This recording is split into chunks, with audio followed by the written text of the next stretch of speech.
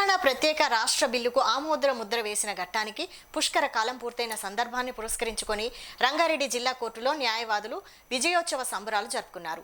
జిల్లా కోర్టు ఆవరణలో టెంటు వేసి 100 రోజుల పాటు దీక్షలు చేపట్టిన వైనాన్ని వారు నెమరు వేసుకున్నారు. గల్లీ నుంచి ఢిల్లీ దాకా నల్లకోటు ధరించి స్వరాష్ట్ర కాంక్షను వినిపించిన గళం తమదని వారు గర్వంగా చాటారు.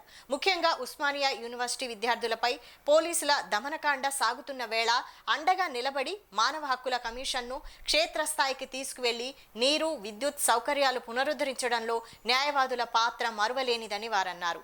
హైకోర్టు ముట్టడి, పార్లమెంటు ఫైరింగ్ జోన్ వంటి సంఘటనల్లో ప్రాణాలకు తెగించి పోరాడామని, జైలు పాలైన ఉద్యమకారులకు బెయిల్ పిటిషన్లు వేసి అండగా నిలిచామని వారు గుర్తు చేసుకున్నారు.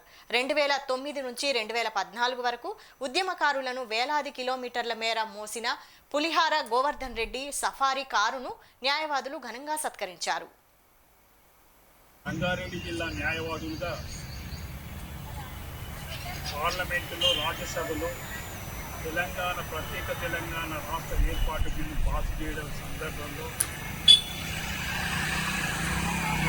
రంగారెడ్డి జిల్లా న్యాయవాదులు ఆనాడు ఉద్యమంలో పాల్గొన్నటువంటి స్మృతులను, ఆనాడు చేసినటువంటి అన్ని కార్యక్రమాలను కూడా నెమరు వేసుకుని ఈరోజు తెలంగాణ రాష్ట్ర బిల్లు పాస్ అయింది కాబట్టి ఆ సందర్భంలో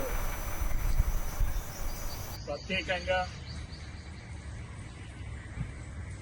దేశంలో కానీ రాష్ట్రంలో కానీ ఎక్కడైనా జయంతులు, వర్ధంతులు, శిలా విగ్రహాలకు, కటౌట్లకు సన్మానం కానీ పూలతో అలంకరించి అభినందనలు తెలపడం కానీ జరుగుతుంది. ప్రత్యేకంగా తెలంగాణ రాష్ట్ర న్యాయవాదుల కోసం 2009 నుంచి 2014 వరకు తెలంగాణ న్యాయవాదులుగా తెలంగాణలో ఉన్నటువంటి అన్ని ప్రాంతాలకు ఉద్యమ నేపథ్యాన్ని, భావవ్యాప్తిని ప్రచారం చేయడానికి కూడా పోవడానికి ఒక వాహనం అనేది చాలా అవసరం. ఆ దిశలో నేను ఇక్కడ ఉన్నటువంటి ఈ బ్లాక్ సఫారీ ద్వారా